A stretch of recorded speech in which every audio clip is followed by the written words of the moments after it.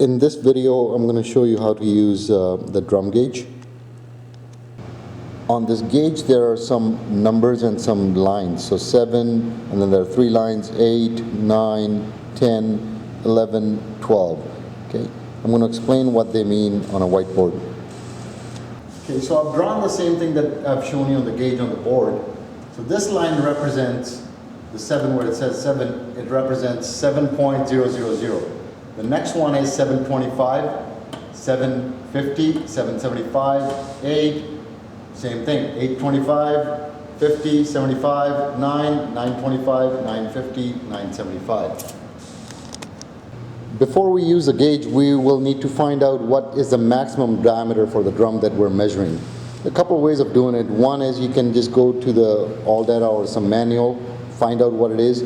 Most of the drums actually have it written, stamped right on it. So for this drum, the maximum diameter is 9.59. Okay, now I'm going to show you how to set this gauge up. So we're moving this bottom part. Don't move the top part. You just unscrew this, you move the bottom part. We need to set the bottom part to a lower number than what we have here. So whatever the next one lower is, not all the way, like if it's 9.590, the lower number would be 7 as well. We're not doing that. The next one lower than this.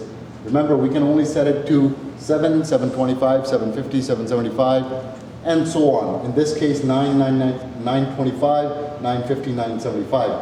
So the lower number than 9.590 would be 950.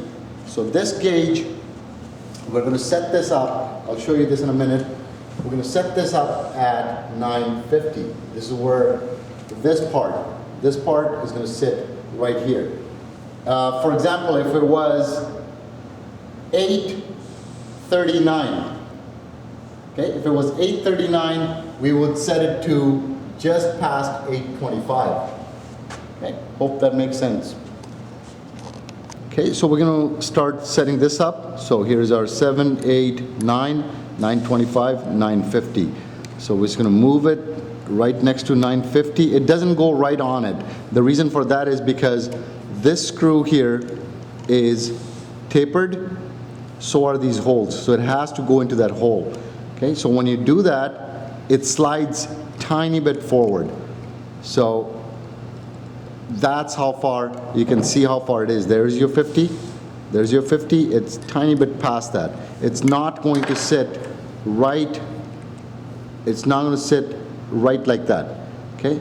So have it sit past it. It's going to go into a hole. It's going to push itself and lock it in. Okay? So we have our gauge set to 9.500. Once you have it set to that, you want to push this tab in. Okay. You want to push that tab in and get the gauge. So both points. So this point and this point, they should both be touching the drum. So push that in, put that in, make sure the gauge is sitting flat. Okay.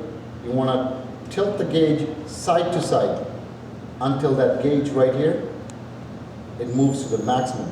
So it's moving to about 070.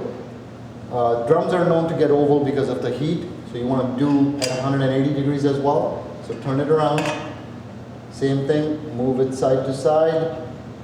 It's moving about the same distance. So it's moving decimal 070. Okay, so we write that number here. So decimal 070. We got that number from the gauge. We just simply added 0.75 inches. So that's our reading for this drum. If that reading is above the maximum, you need a new drum. If it's below the maximum, you can machine it.